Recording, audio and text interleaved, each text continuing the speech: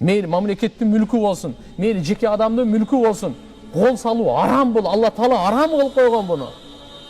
Арам кылып койгон. Кантип бирөөнүн мүлкүнө кол саласыз?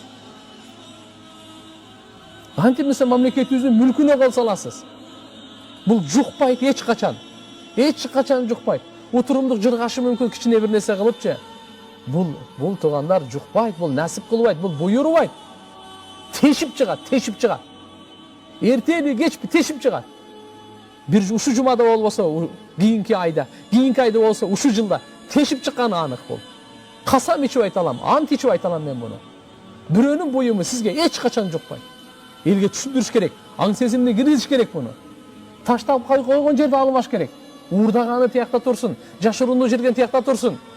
Калып калса бирөөнү бир нерсе таап алсаңыз, шариятыбыз айтат, ошону алып кел дагы 1 жыл ар бир намаздан кийин жарыя кыл дейт ушул жерде.